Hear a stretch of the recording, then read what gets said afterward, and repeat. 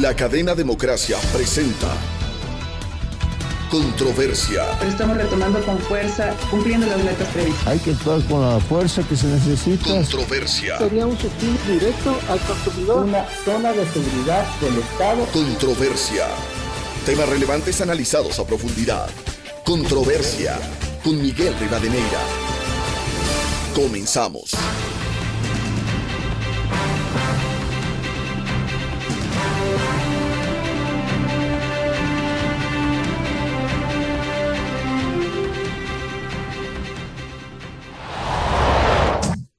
Un saludo cordial a los seguidores del programa Controversia en Escena a través de Exa FM, Democracia M y Democracia TV. Hoy queremos volver a poner en análisis el tema de la violencia e inseguridad que vive el Ecuador, cómo enfrentar con éxito estos graves problemas que se viven en el país y cómo concretar también uno de los insumos, la ayuda internacional. Como premisa quisiera recordar que el Ecuador pasó de ser un país de paz a uno de los más violentos de la región. No solo que se evidencia la violencia armada, sino que desde el 2007, hay que decirlo para registro histórico, se ha impuesto la violencia política verbal, la polarización con persecuciones, amenazas y conflictos. No se puede perder la memoria en torno al por qué y cómo se produjeron los hechos ocurridos en este nuevo siglo que cambiaron la situación y abrieron las puertas a la violencia e inseguridad que hoy se vive. Con todos sus problemas internos, el Ecuador había sido calificado como una isla de paz en medio de la violencia que ha vivido Colombia durante más de 6 décadas con grupos armados y Perú también con el terrorismo de Sendero Luminoso y el movimiento revolucionario Túpac Amaru. En estas condiciones quiero dar la bienvenida al doctor Gustavo Vega, médico educador, expresidente del Consejo de Educación Superior y rector de la Universidad Internacional del Ecuador, el doctor Hugo Acero, experto colombiano en temas de seguridad, y el arquitecto Fernando Carrión, investigador de Flaxo y académico. Bienvenidos. Doctor Gustavo Vega, ¿por qué hemos llegado a esta situación y cómo enfrentar con éxito este problema de violencia e inseguridad? Buen día. Miguel, muchas gracias. Me siento honrado no solamente por tu convocatoria, sino por la de los contertulios, Fernando y Hugo, a quienes en mis iniciales vocativos menciono que aprenderé de ellos, por cierto, por su experticia, por su sabiduría en temas afines a la convocatoria. Mario Benedetti solía decir una frase paradojal: el olvido está lleno de memoria. En efecto, el ser humano ha tenido una báscula de binariedad, una dicotomía entre los extremos, como género humano, como raza humana, una báscula entre lo apolíneo y lo dionisíaco. Y esta versión de los extremos, sin duda, se expresa en las distintas religiones, en los credos, en las distintas formas de ver la vida a través del pensamiento profano y sagrado. En el mismo judaísmo, cristianismo, la báscula entre Saúl y Jacob, entre Caín y Abel, que entre paréntesis, José Saramago, el premio Nobel, reivindica a Caín y condena a Dios. Es un tema aparte, como para debatir en otro momento. Y en el caso original de la religión inicial que alumbrara influencias en los 3 grandes monoteísmos, el judaísmo, el cristianismo y el islamismo, me refiero a su cantera, a su fuente, el zoroastrismo, con Zaratustra a la cabeza, que tanto impactó en Nietzsche. Ya en esa religión se distinguían 2 polaridades clarísimas: Ahura Mazda, este proceso de simbolizar una divinidad que ilumine, que dé luz, justicia, verdad, belleza, y Ahriman, la oscuridad, la fuerza dual y contraria. En efecto, vivimos épocas en donde la banalidad del mal y la frivolidad del mal, como llama la filósofa judía Hannah Arendt, se expresa a veces y se vuelve tierra caliente en momentos en donde esa polaridad habitual que los seres humanos tenemos en ancestros se canalizan en momentos claves, en zonas de quiebre, en hitos en donde la violencia tiene más locus, un locus expresable. Ese es el caso particular de las cárceles, en donde el factor maligno, en donde en la naturaleza humana está siempre presente, se vuelve al rojo vivo. Yo diría que hay que buscar en los cánones iniciales de la arqueología esta dualidad que los seres humanos tenemos y en donde ciertamente no existen mundos separados entre la bondad y la maldad. Pero eso sí, evidentemente hay detonantes, triggers, que disparan en un momento dado una violencia que se vuelve de pavor. Quizás el principal factor que alimenta la rabia es, sin embargo, el miedo. Y creo yo que los dos sentimientos vitales están jugando un papel importante en lo que está pasando en el Ecuador ahora, alimentado, por cierto, por el narcotráfico internacional y la pobreza, que siempre es una especie de acompañante silencioso de los procesos de violencia. Mucho hay que discutir en el sentido, con esto termino en esta primera parte de la conversación, en el sentido de que tenemos que evolucionar. Los seres humanos somos un pequeño género humano, como ha dicho Simón Bolívar siempre. Y curiosamente, el Homo sapiens resultó ser mucho más violento que el hombre de Neandertal, a pesar de que en el proceso evolutivo estará más atrás en el desarrollo cualificado de su cerebro, de sus neuronas, de su expresión intelectual. La cultura está salpicando fuertemente la biología de la violencia, que sí existe. Por supuesto que hay una base anatómica en donde la violencia se vuelve a veces incalculablemente, impronosticablemente manejable, controlable, pero es finalmente la cultura la que determina este detonante para que una violencia se vuelva al rojo vivo. Bienvenido al arquitecto Fernando Carrión. Con él, en muchas ocasiones hemos hecho un análisis del avance de esta situación en Ecuador. ¿A qué punto estamos llegando en estas condiciones de violencia e inseguridad? Fernando, buen día. Miguel, muchísimas gracias por la invitación. Un saludo cordial, igual que a Gustavo y Hugo, cordiales amigos. No, yo creo que estamos en una situación muy compleja. El año pasado tuvimos una tasa de 25 homicidios por 100.000 habitantes, que nos colocaba por primera vez en un nivel de altísima violencia en nuestra historia. Es así que yo la califiqué como el año más violento de la historia del Ecuador.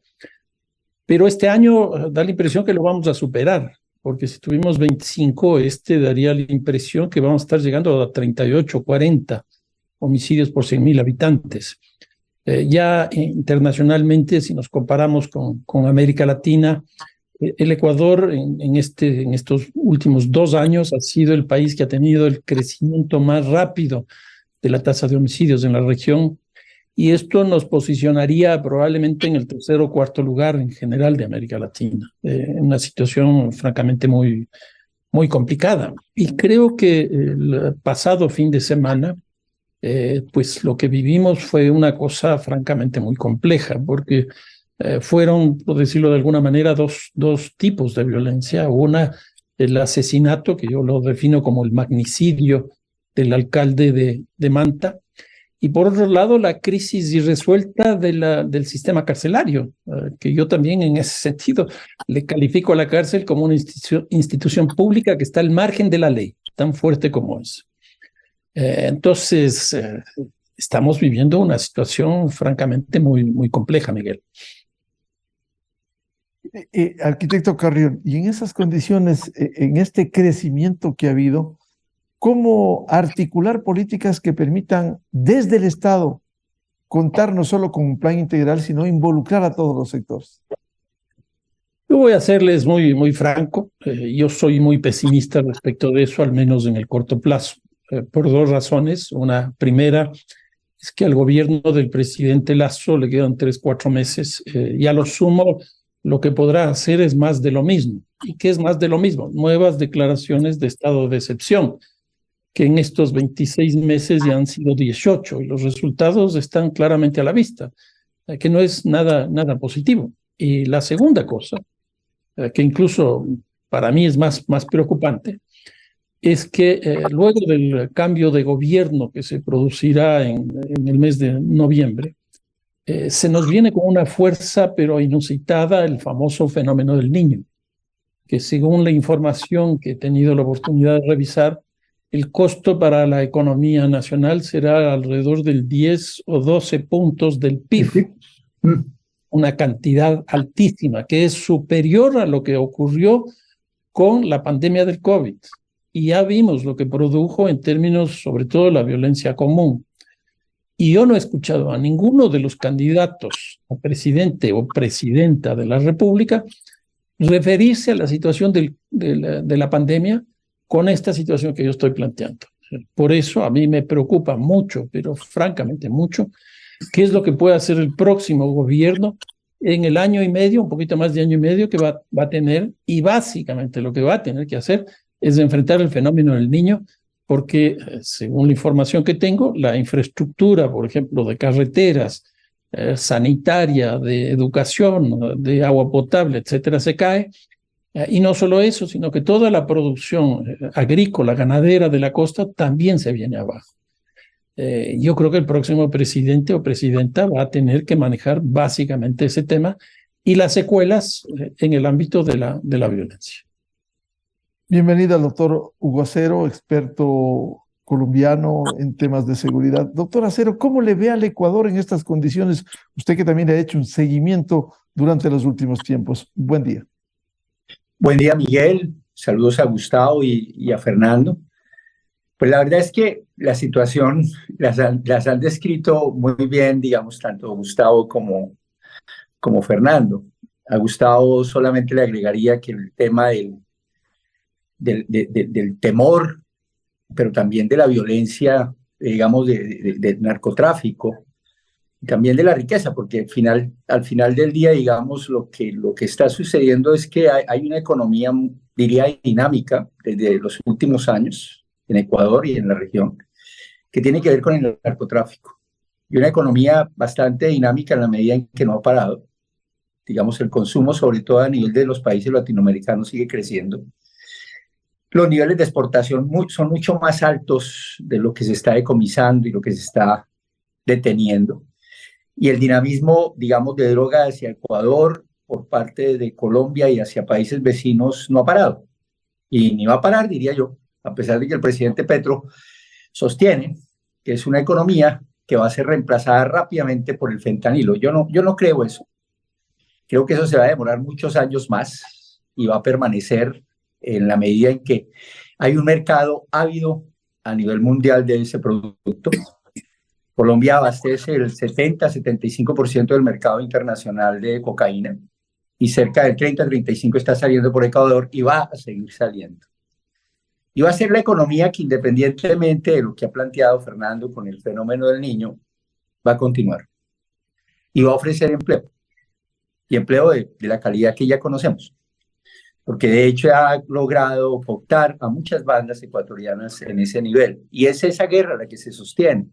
Entonces yo creo que la situación es bien complicada, por lo que ha planteado también Fernando desde el punto de vista económico, y no es solamente Ecuador, sino también Colombia y otros países, que de hecho tampoco han planteado una salida o por lo menos cómo se va a enfrentar este fenómeno ambiental, que, como lo ha planteado Fernando, puede provocar quizá mayor daño de lo que provocó la pandemia en su momento. Eso ligado a la pandemia, digamos, al fenómeno del Niño, fenómenos económicos, al dinamismo que está teniendo el narcotráfico, que no se detiene, y a la violencia creciente, desde luego coloca a Ecuador en un panorama bien difícil por la transición política que está teniendo en este momento, en donde en pocos meses va a haber otro presidente y ese presidente va a durar muy poco en el poder, si es que logra sostenerse. Y esa es una debilidad de Estado muy, muy grande, muy grande. O sea, ojalá alguien pueda convocar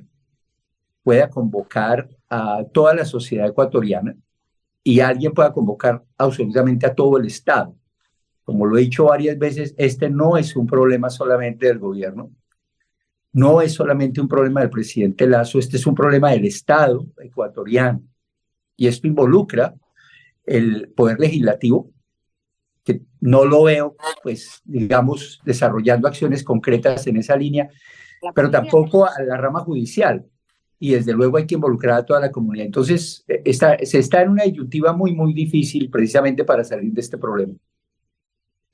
Doctor Acero, efectivamente, si no acompaña el resto de instituciones como la Administración de Justicia, va a ser muy difícil poder avanzar en este combate al narcotráfico y al crimen organizado.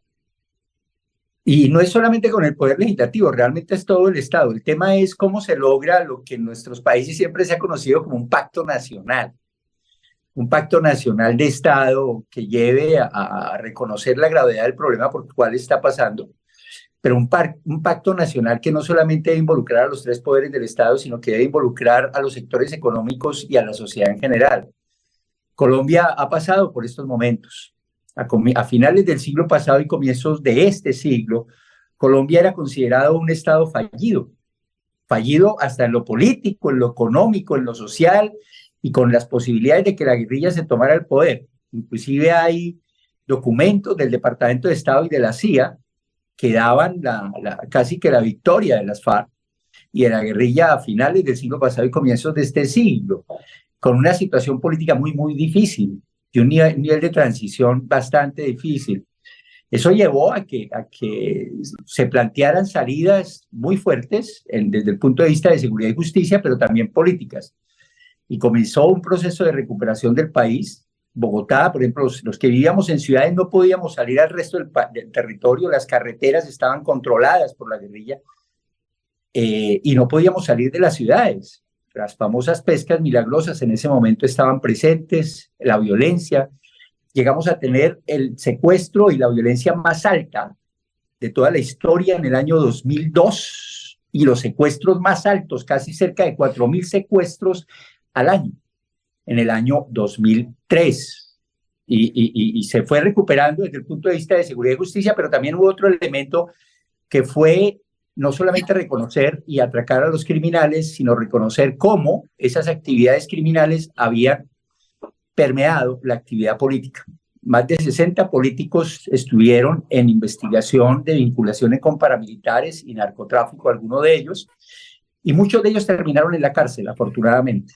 Pero son procesos sobre los cuales definitivamente hay que buscar salidas desde el punto de vista de seguridad, justicia y gobernabilidad. Hay que recuperar la gobernabilidad en los territorios y garantizar la seguridad de los ciudadanos, y eso requiere un gobierno y un Estado, alguien que convoque absolutamente a todo el Estado y a la sociedad en general a reconocer el problema y a tratar de salir de ese problema.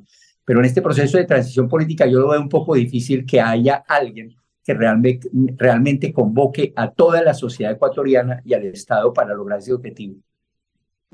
Doctor Hugo Acero, de la experiencia que usted nos relata, ¿qué hicieron y cómo lo hicieron para ir avanzando y saliendo de esta situación? Esa es una historia que con Fernando hemos compartido y hace poco me invitó a escribir un texto y me llevó a reflexionar sobre eso. Fue muy rico de veras esa invitación que me hizo, muy rica esa invitación que me hizo Fernando, porque me llevó a recordar absolutamente casi todo y ahí trato de plasmar un poco ese proceso de lo que realmente sucedió. Realmente Colombia comienza a transformarse con todo el mundo en Colombia ha señalado a Álvaro Uribe como el que logró recuperar de alguna manera la seguridad del país, pero desconoce los grandes logros que tuvo Andrés Pastrana Borrero, el presidente que señalado porque fracasó en los diálogos con las FARC del Caguán, pero fue el presidente que desprestigió internacionalmente a la guerrilla, porque les dio absolutamente todo para negociar, todo para salir, y la guerrilla despreció esa oportunidad. los puso a recorrer el mundo. Ellos tenían embajadores en varios países europeos, y la gente comenzó a darse cuenta que estos no tenían ninguna intención de paz. Primero los desprestigió y segundo inició el proceso del Plan Colombia, que más que recursos, como siempre lo he dicho, tuvo una influencia muy fuerte en el proceso de fortalecimiento de las Fuerzas Armadas, en este caso las fuerzas militares y de policía. Pero no fue solamente recursos, porque los recursos los pusieron en su gran mayoría, casi en el 90% los puso el pueblo colombiano, a través de los impuestos. Entonces, ahí comienza un proceso de fortalecimiento, pero también se necesitaba la decisión política que tuvo Álvaro Uribe para enfrentar sobre todo a la guerrilla y posteriormente desmovilizar a los paramilitares. Yo creo que ese fue un elemento importante. Hay ahí, dentro de la historia, hay cositas que no quedaron muy claras y hoy están siendo juzgadas, pero hay que reconocer ese proceso. Y el otro elemento fue no tanto desde el Estado, sino desde la propia sociedad. Fueron académicos importantes del país los que comenzaron a encontrar vínculos entre el poder político, entre poderes políticos de los distintos partidos, congresistas, y el tema del paramilitarismo, el narcotráfico y digamos, la violencia. Y eso llevó a que estos intelectuales y escritores y personas que hacían investigación develaran las relaciones, como digo, de más de 60 políticos, algunos en su gran mayoría, casi todos congresistas elegidos, que luego fueron juzgados y que terminaron en la cárcel. Yo creo que ahí hay dos elementos importantes, tres diría yo: un proceso de fortalecimiento del Estado en términos de seguridad y justicia, porque también se fortaleció el tema de justicia. Con Andrés Pastrana, en el año 1998, comienzan a construirse cárceles de mediana y alta seguridad. Fue el primer gobierno que invirtió en cárceles de mediana y alta seguridad. Y eso comenzó a bajar la presión, por ejemplo, por ese lado, y a tener espacios para la gente que se detenía. Entonces ahí hay un proceso, el fortalecimiento de fuerzas militares y de policía, el Plan Colombia y la relación que descubren los intelectuales pública entre políticos y narcotráfico, o política y crimen. Entonces yo creo que ahí hay unos elementos importantes como para tener en cuenta en el avance. Fueron varios años, esto no ha terminado, en Colombia realmente no ha terminado, y parte de esos procesos se reviven de vez en cuando y otros hacia más adelante se están reviviendo, digamos, en esas relaciones de poder y política. Esto no es solamente de pobreza, realmente mucha gente se está enriqueciendo y se enriqueció en Colombia con el negocio del narcotráfico y con el lavado de activos. Y eso es lo que también de alguna manera hay que develar en Ecuador si se quiere salir de la situación en que se está. Doctor Gustavo Vega, ¿qué le pasó al Ecuador en su trayectoria para llegar a este momento en donde se ha sembrado la violencia y el terror?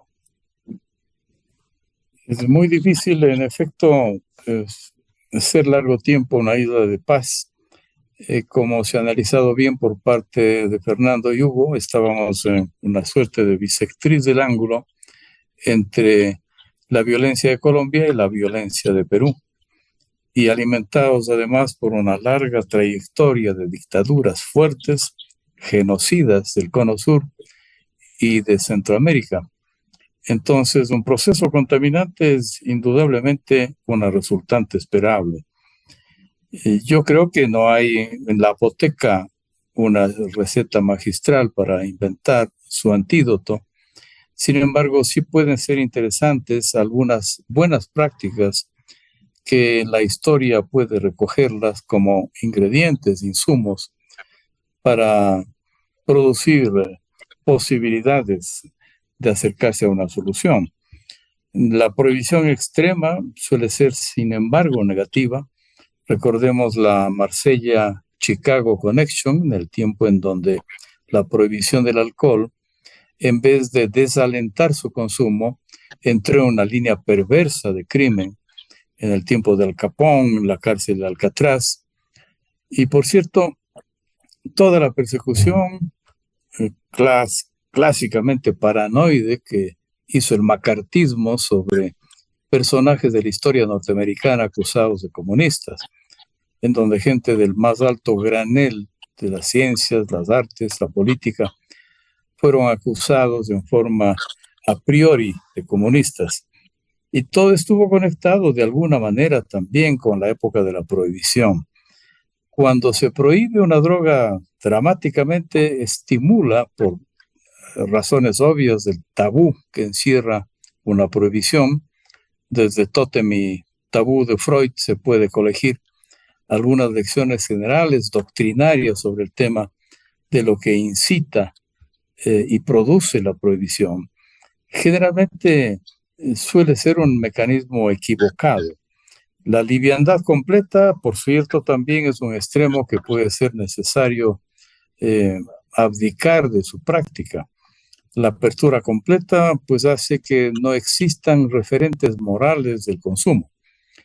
Entonces, sin que sea una receta en una apoteca magistral clásica, el empezar a discutir seriamente en la liberación de la penalidad del consumo puede ayudar tanto al oferente como al demandante en la ley de la oferta y la demanda de la droga, a que el tabú pueda volatilizarse o por lo menos aminorar en su conducta. Ya de alguna manera con algunas otras drogas que no tienen el peso, yo diría penal y criminal de drogas más duras, ya se ha explorado, particularmente con el tetrahidrocarbaminol, el hashish, la marihuana, que en algunos estados de Europa, algunos estados de Estados Unidos y también clásicamente en Holanda, Bélgica, se ha experimentado con interesante éxito y se ha visto que la liberación no ha exacerbado el consumo. Uruguay fue un clásico también cuando en el tiempo de José Mujica, mediante una consulta popular, se aprobó el uso del hashish. Sin embargo, fue necesario que Tabaré Vázquez en un siguiente periodo reglamentara esa consulta popular y pudiera liberar del tabú de ser una droga prohibida. Siempre hay, evidentemente, lecturas culturales en las drogas. No hay solamente predicciones bioquímicas. Hay personas que el alcohol les vuelve un monstruo. La borrachera patológica, la ebriedad patológica se describe en muchos casos.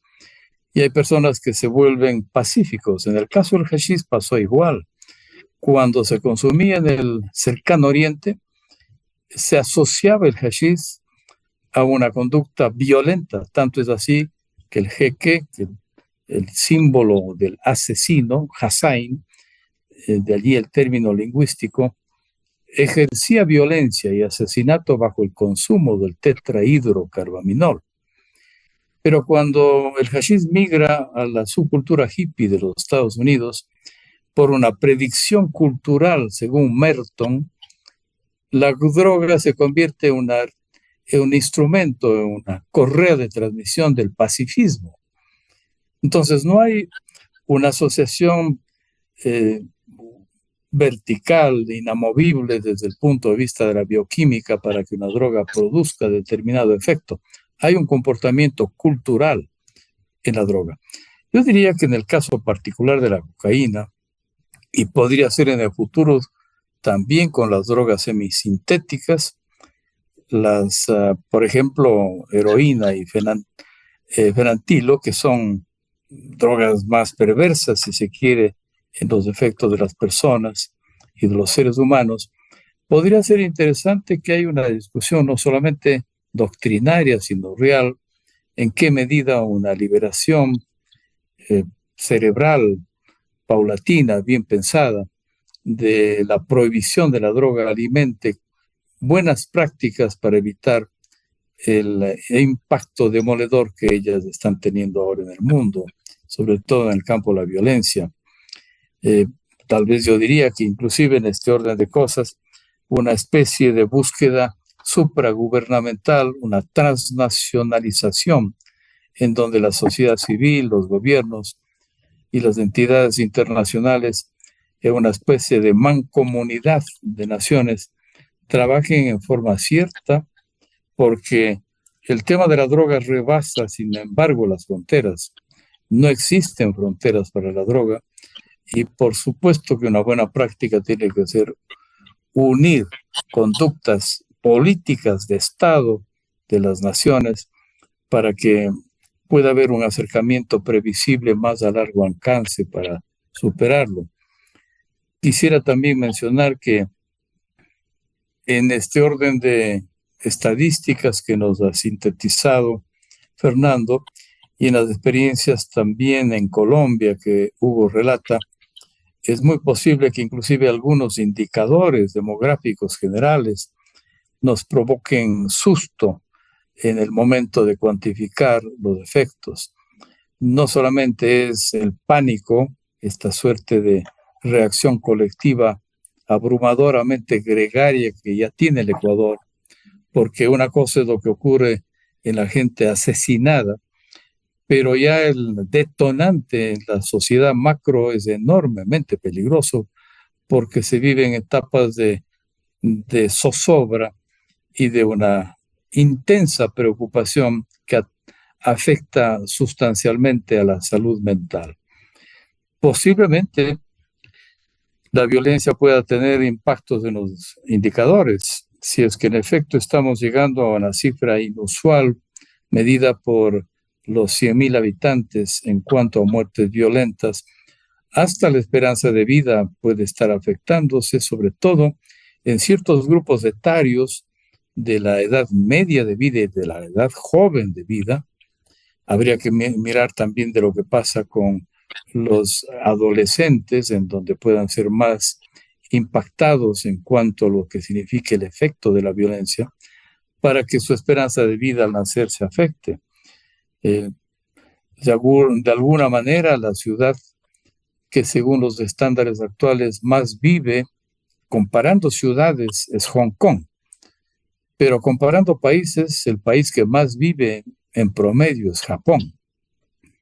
Nosotros hemos crecido en el Ecuador en pocas décadas, 20 años en esperanza de vida. Ciertamente un poco más las mujeres que los hombres, pero es posible que esta violencia en ciertos grupos etarios en efecto esté alterando la esperanza de vida, que tenía tendencia a la alza, dado los cánones de mejores medicinas, mejores tecnologías, de mejor calidad de vida, que proponía un crecimiento interesante en cuántos años promedio vive la población. Yo creo que importante también finalmente pensar que se necesita muchísimo de un ingrediente que debe dejar de ser simplemente idético y tiene que entrar en una línea real de ejecutorias. Yo creo que Hugo nos puede corregir y exponenciar mi criterio. La forma como Bogotá y Medellín superó niveles de violencia sumamente duros en sus países se debió a una alianza estratégica entre las distintas instituciones del Estado, general y municipal, para que se alimente una revalorización del concepto de la vida. Alcaldes de sus respectivas ciudades, universidades y otras instituciones colaboraron para que se reactive la necesidad de que ciudades violentas empiecen a tener un clima de mayor respeto al valor de la vida. Yo diría que la educación en ese caso tiene muchísimo que sembrar para superar la violencia. Educación, educación, educación, ha dicho la primera ministra de Finlandia, que es la magia de su país para proponer indicadores tan interesantes que tiene su sociedad. Y creo yo que dejando de ser platónicos e idéticos y sembrando educación en favor de revalorar conceptos intangibles como significa la supervivencia humana, podemos también encontrar cánones, andariveles, chaquiñanes, en donde a lo mejor podemos variar los indicadores que se han vuelto tan realistamente duros, particularmente en el caso del Ecuador. Termino en esta segunda parte de la conversación mencionando que Mucho depende también en los conflictos armados, procesos revolucionarios que no sean necesariamente violentos. Se trata de casi una guerra civil entre facciones del narcotráfico, bandas, en donde ciertamente la confrontación de los antagonismos producen odios y políticas de odio que se exportan. Pero yo creo que es importante también recoger en la historia frente a las revoluciones que han sido cruentas, como la bolchevique, la China de Mao Zedong, la Revolución Francesa y otras. Ha habido otros escenarios que, sin ser exactamente una comparación mecánica, sirven como insumos para un proceso en donde se recobren niveles pacifistas en torno a momentos de cambio incesante que una comunidad vive. Y al respecto cito 3 ejemplos. La revolución de terciopelo, así llamado, cuando Checoslovaquia se escindió en República Checa y Eslovaquia, se dividieron en forma civilizada, un país que obedecía a culturas, lenguas y etnias diferentes. La revolución de los claveles, cuando Portugal dio por terminada la dictadura de Salazar, y terminando con mi ejemplarización, la revolución de los cantores, cuando en Riga, en los países bálticos, se dieron cita miles de cantores mediante la música para músicas y partituras y letras prohibidas por Rusia, que ejercía el papel de tutora de los países bálticos en el tiempo de la Unión Soviética. La música sirvió como una herramienta interesantísima de pacifismo en una revolución que se llamó así, la Revolución de los Cantores. Podría ser que esta comparación sirva para que, en efecto, seamos creativos y no dogmáticos en las formas en donde tengamos que revalorar procesos de reivindicación en favor de una paz duradera y no solamente un armisticio temporal que pueden las bandas ofrecernos en el caso ecuatoriano. Arquitecto Fernando Carrión, ¿cómo recuperar la institucionalidad? Vemos hechos recurrentes, por ejemplo, la falta de control en las cárceles. Hace poco hubo un operativo que anunciara las Fuerzas Armadas y la policía, que fue un operativo limpio para desarmar, pero en 2 o 3 meses volveremos a lo mismo. ¿Cómo lograr un pleno control del Estado en los centros carcelarios? A ver, Miguel, lo que señalaba yo hace un momento de que el sistema carcelario es una institución pública que está al margen de la ley, explica un poco esta situación. En primer lugar, porque se supone que en las cárceles el precepto constitucional de la rehabilitación y la reinserción tiene que cumplirse. Pero desgraciadamente eso no ocurre. Cuando nosotros vemos, por decir algo, un asesinato por sicariato, el policía nos dice que el homicida ha pasado por el sistema carcelario, qué sé yo, 15, 16, 17 veces. Y ahora lo novedoso está en que eso ocurre exactamente igual con la víctima. Si los dos han pasado por ahí, lo cual nos muestra que efectivamente no hay un proceso de rehabilitación ni tampoco de reinserción.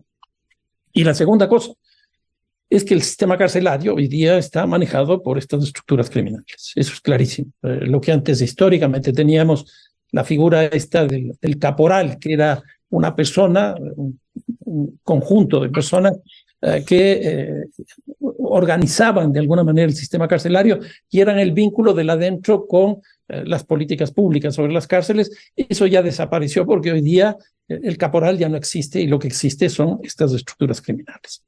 Si nosotros vemos, por ejemplo, la penitenciaría del Litoral, que tiene 12 pabellones, se sabe exactamente en qué pabellón está qué estructura criminal. Y esto empezó a desarrollarse en el Ecuador desde el 2016, cuando la ministra de Justicia de aquella época decidió no hacer una clasificación por tipos penales a las personas privadas de la libertad, sino por adscripciones a las organizaciones criminales. Y ahí, pues, esta cosa se nos vino de la forma que se nos vino. Y aquí un par de ejemplos.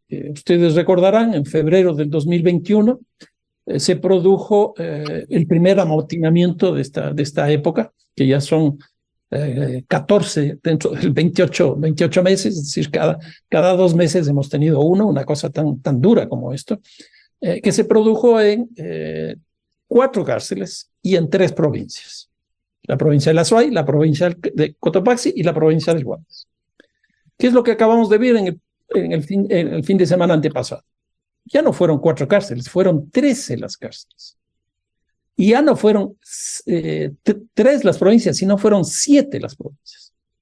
No fue un día, fueron 4 días. ¿Qué es lo que nos quiere decir esto?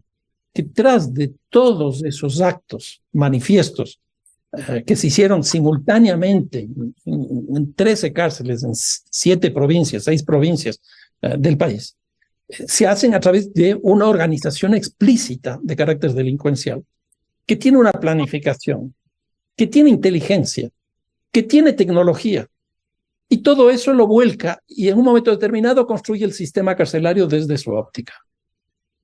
A mí eso me preocupa sustancialmente. En esta semana pasada han salido 2 datos que les he seguido la atención, la pista en el diario Universo. El uno que se señala explícitamente en la penitenciaría del Litoral, cada pabellón genera $70,000 por semana. Multipliquen eso por 12, porque son 12 los pabellones. Multipliquen 4, porque son 4 semanas al mes. Y multipliquen otra vez por 12, porque son los 12 meses al mes. Nos da $41 millones. Solo esa cárcel maneja $41 millones adentro. ¿Qué significa eso? Que adentro hay mucho más recursos económicos que afuera. En el mismo diario, al siguiente día sale una nota que hace una descripción de dónde provienen estos recursos. Por ejemplo, la compra de un celular puede costar entre $300 hasta $3,200, dependiendo del modelo que se quiera. Un arma puede costar $400 hasta $12,000. La droga exactamente igual. La llave de la celda. Todo es manejado por estas personas. Yo aquí veo francamente un problema muy complejo. Porque además, con los ejemplos que les hacía, comparando lo que pasó en el 21 con lo que acaba de pasar ahora en el número de cárceles, el número de días, el número de provincias, etcétera, etcétera, hoy día la relación del adentro y el afuera del sistema carcelario es impresionante. Es impresionante. Si una persona que genera la política pública en este país decide trasladar a una persona privada de la libertad de una cárcel a otra, nosotros ya sabemos que no solo que se produce un amotinamiento dentro de la cárcel, sino que afuera vamos a tener coches bomba, vamos a tener incendios de tiendas, estaciones de gasolina, etc. Yo creo que el problema del sistema carcelario es muy complejo, tan complejo que acaba de renunciar su director, que es el 5º, que yo creo que en realidad es el 6º, pero oficialmente apareció el 5º en 26 meses. ¿Cómo se puede sostener una política con cinco personas que llegan durante 26 meses? Eso es menos de un director o de un secretario de la CNI cada 4 o 5 meses de promedio. Con eso no se puede hacer política pública. La situación es francamente muy complicada, lo que está ocurriendo al interior del sistema carcelario. Doctor Guacero, como bien señalaban el doctor Gustavo Vega y el arquitecto Fernando Carrión, cuéntenos en resumen las experiencias de Bogotá y Medellín para pacificar estas ciudades y por otro la experiencia de cómo manejar con eficacia las cárceles. Cuando menciono que es un problema de Estado, es un problema de Estado a nivel nacional y territorial.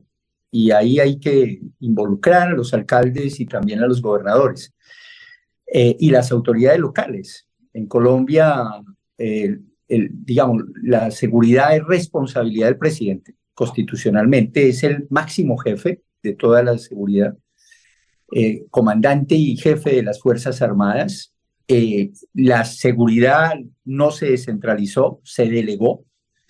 los alcaldes son subalternos del presidente y los gobernadores son subalternos, a pesar de que los gobernadores y los alcaldes son elegidos popularmente, deben obediencia a las órdenes que imparta el presidente en materia de seguridad, pero tienen responsabilidad en el territorio. Pero a su vez los alcaldes tienen mandato, las órdenes de los alcaldes sobre la policía, ordena a la policía, o sea, tiene facultades para ordenar a la policía. Y a las demás instituciones, digamos, a través del Consejo de Seguridad, que se debe reunir una vez al mes de manera regular, las cabezas de las instituciones, particularmente de las Fuerzas Armadas, Ejército y Policía, deben asistir de manera obligatoria e indelegable a los consejos de seguridad. Entonces, los alcaldes, digamos, tienen en Colombia esa capacidad, y quienes han asumido, los alcaldes que han asumido, digamos, esa responsabilidad y ponen a trabajar a las demás instituciones de seguridad y justicia en equipo y de manera permanente en materia de seguridad, dada la responsabilidad que tienen legal y constitucional, a pesar de que son subalternos del presidente, pues ha dado resultados. Yo creo que en esa línea hay que avanzar. O sea, ¿qué se requiere? Se requiere el liderazgo del que gobierna. Y la verdad es que Bogotá ha tenido resultados y Medellín ha tenido resultados cuando ha tenido los alcaldes que han cumplido con ese papel. Y no solamente se lo dejan a la policía o a las fuerzas militares como si fueran los únicos que pudieran solucionar el problema. Aquí tienen que entrar a jugar a nivel local todo el Estado. Y tienen que entrar a jugar las fuerzas militares, la policía, la fiscalía, los jueces, que guardando la independencia, desde luego pueden ser invitados a los consejos de seguridad, en este caso el Consejo Superior de la Judicatura, y también otras instituciones como el ICBF, que atiende el tema de delincuencia juvenil a través del sistema de responsabilidad penal de adolescentes. Entonces son múltiples las instituciones que trabajan en equipo. Yo creo que cuando ha habido eso, ha habido resultados. Y creo que esas experiencias habría que verlas también en su particularidad y qué de eso puede servir. Pero de alguna manera se requiere un Estado nacional que también trabaje en equipo, encabeza el presidente, y de ahí para abajo las demás instituciones trabajando de manera permanente. Es que generalmente suele suceder en nuestros países que hacemos un consejo de seguridad después de que sucede la masacre, que el presidente se reúne con todas las fuerzas e inclusive posiblemente hasta con la justicia porque sucedió esto en las cárceles y hay una serie de muertos. No, debe ser de manera permanente, o sea, debe ser una política que se ejecute todos los días y si es posible, en el caso de Bogotá, durante todo el tiempo que estuve, durante los 9 años que estuve inicialmente y luego que regresé, el Consejo de Seguridad sagradamente, todos los lunes a las 7 de la mañana nos reuníamos hasta las 9:30, 10 de la mañana, con todas las instituciones a mirar cómo nos había ido la semana anterior y cómo planeábamos la semana que venía. Porque es de esa manera, o sea, se requiere liderazgo, se requiere trabajo en equipo y se requiere trabajo permanente para tratar de solucionar este problema. De lo contrario, es muy difícil, digamos, desde el punto de vista de experiencia, yo creo. Ahora, respecto al problema carcelario, la verdad es que pues tampoco es un modelo el colombiano. O sea, yo en este momento yo no le diría, llévense al director del IMPEC y al para que les diga más o menos cómo se manejan las cárceles. Hay unas cárceles bien manejadas, pero la gran mayoría tienen gobernabilidad criminal. Todavía tienen gobernabilidad criminal, ¿cierto? Pero sí hay unas cárceles que funcionan. Ahora, yo tengo experiencia con la cárcel que construí, la cárcel distrital de hace 20 años, que está funcionando idéntica a como se planteó desde el primer momento. Y la verdad es que Fernando tiene toda la razón con todo lo que ha salido en el Universo o en el diario que mencionó. En las cárceles todo vale.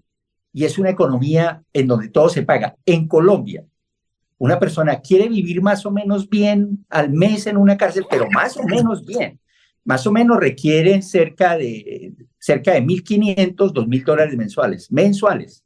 Una persona, si quiere vivir más o menos, por lo menos dónde dormir, dónde bañarse, no tiene una celda individual, no la tiene, tendrá que compartir con otros, poder comer algo. Entonces, todo eso en las cárceles hay que quitárselo, que fue lo que hicimos con la cárcel distrital.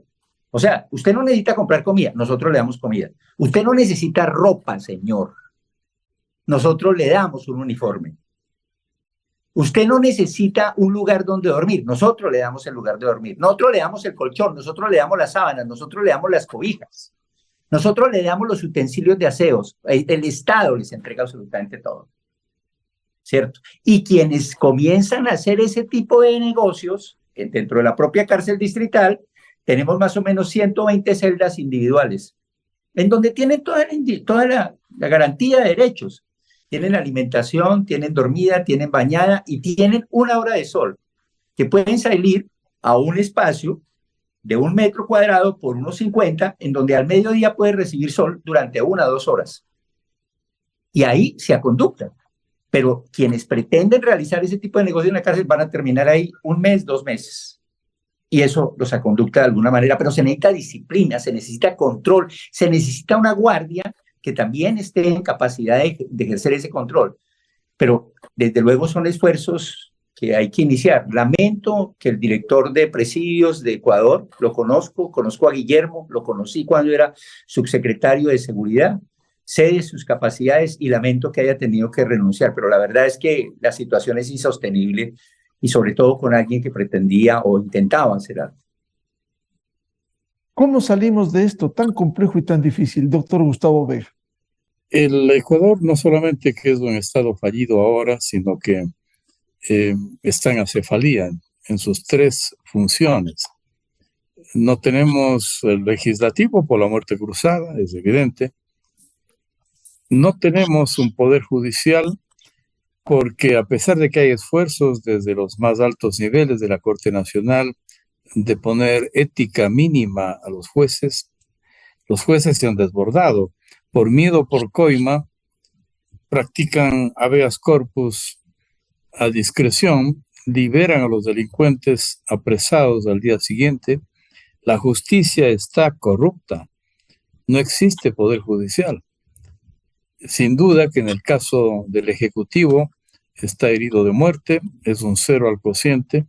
Los 4 meses que le sobran para ejercer su tiempo que le falta es simplemente un cronómetro con cuenta regresiva. No hay un ejecutivo y las pocas acciones realizadas no tienen impacto ni peso. No solamente, por tanto, es un Estado fallido, sino no existe Estado. Y un Consejo de Participación Ciudadana que interesa pescar a río revuelto para poder impactar en las líneas de decisión de los organismos de control. No tenemos ciertamente una predicción a corto plazo de que exista un golpe de timón. Esperamos que una elección transitoria marque el paso de una luz al final del túnel, que por precaria que sea la dimensión del tiempo que les tocará vivir tanto al poder ejecutivo como el legislativo transitorio, pues sirva simplemente con el ánimo de que sea una linterna de minero para que provoque esperanzas renovadas. No existe, por tanto, una visión lamentablemente propositiva en este tiempo en el Ecuador. Estamos jugándonos los descuentos de un periodo político fracasado en todos los niveles, ejecutivo, legislativo y judicial. Por eso es que, en efecto, cobra la necesidad imperativa en términos realistas de que la sociedad civil, las instituciones vulneradas que se encuentren en el país, los municipios, a pesar de que existen siempre talones de Aquiles en su línea de dependencia con el Ejecutivo, municipios y consejos provinciales que de alguna manera pueden ser un oxígeno en tiempos difíciles, en donde además con el avisoramiento que han señalado los 2 contertulios expertos en la materia, con el advenimiento del fenómeno del Niño y un impacto demoledor no solamente en la salud, sino en el proceso económico del impacto en el Producto Interno Bruto, ponga al Ecuador nuevamente de rodillas frente a una situación quimérica. Yo creo que la sociedad civil, las instituciones, por vulneradas que estén, y por otro lado municipios, universidades, en la línea de sus propias fronteras, puedan ejercer un papel, si no controlador, por lo menos amortiguador en tiempos difíciles. Por eso es que cada cierto tiempo en la doctrina de la ciencia política, frente al ejercicio del Estado fracasado, pues se iluminan con fuerza las corrientes anarquistas. De alguna manera, por eso es que Proudhon litigó con Marx en el tiempo en donde, mientras el uno escribía la filosofía de la miseria, Marx le contrastó con el oponente un término de la miseria de la filosofía, porque Proudhon pensaba que el Estado no ofrecía soluciones y declaró doctrinariamente un anarquismo científico. Y posiblemente el principal ejecutor, mucho más decantado en la ciencia que Proudhon y su socialismo utópico francés, fue Bakunin, desde Rusia y desde Suiza, en donde ejerció, en donde de alguna manera las corrientes que han provocado alter egos sociales de la altura de corrientes anarquistas han jugado un papel a sí mismo de contraste frente al fracaso del Estado cuando éste se vuelve una quimera. Esperamos que sin llegar a niveles anarquistas, porque de hecho lo estamos viviendo, no solamente en las cárceles, sino en las calles, esta situación de interreglo por lo menos presente una luz al final del túnel, sin que seamos tampoco para nada ingenuos, sino apenas que será un corredor de soluciones para que a partir de las próximas elecciones entremos en vereda. No hay recetas, hay propuestas que tienen que ser, sin embargo, decantadas y procesadas en forma colectiva. Arquitecto Fernando Carrión, ¿cómo salimos de esto en estas condiciones y hoy abocados a estas elecciones con las propuestas que formulan los candidatos? Yo no soy un tipo muy optimista frente a lo que se nos viene hacia adelante, porque el ejecutivo que tendremos, básicamente lo que va a tener que asumir en el año y medio, año, 8 meses, va a ser el fenómeno del niño, y eso va a ser francamente muy, muy complejo. Y la otra situación, que es más todavía, es lo que puede pasar en la Asamblea. La impresión que yo tengo es que, bueno, por un lado, la producción legislativa en el país demora más o menos 9, 10 meses una ley. Si nosotros vamos a tener un poco más de un año y medio, en realidad en ese tiempo se va a producir 4 leyes. Entonces, ¿qué tanto nos va a ayudar eso? Y por otro lado, y en segundo lugar, la representación que nosotros vamos a tener en la Asamblea, a mí me preocupa, pero ostensiblemente, porque vamos a tener un grupo parlamentario grande alrededor de la Revolución Ciudadana. Tuvieron 47 en la última, en la que fue pues disuelta, tuvieron 47, yo creo que van a tener sobre los 50. Pero ¿qué es lo que pasa después? Vamos a tener una fragmentación impresionante. ¿Por qué digo esto? Porque el segundo grupo parlamentario era Pachacutic, pero este rato Pachacutic está dividido en 4. No presentaron ni siquiera candidatos nacionales a la Asamblea. Es impresionante. El tercer grupo parlamentario, el Partido Social Cristiano, que tuvo 18, está en una franca desbandada y ha perdido los bastiones electorales principales de la costa. No va a llegar a tener 18. Ni siquiera su candidato presidencial se presenta como candidato del Partido Social Cristiano. Entonces el arrastre no va a producirse. Y luego tenemos el caso de la izquierda democrática. La izquierda democrática está dividida en 3. Tampoco presentó candidato nacional a la Asamblea. Y finalmente creo que no presentó candidato a la presidencia ni ningún candidato a la Asamblea. La impresión que yo tengo es que los nuevos miembros de la Asamblea van a provenir de los movimientos provinciales. Con lo cual, en la Asamblea lo que vamos a tener es la representación de los caudillos locales. Eso va a ser, a mi manera de ver, muy, muy complejo. Y termino diciendo, a los candidatos de la Asamblea que les he escuchado y a todos para la presidencia de la República, no veo más allá de eslogans respecto del tema de la seguridad. Por lo tanto, yo no tengo mayor expectativa de lo que puede ocurrir hacia el futuro. Doctor Guacero, desde esa visión de Colombia, ¿cómo le ve al Ecuador? ¿Cómo salir de esto hoy abocados a un proceso electoral, presidencial y legislativo?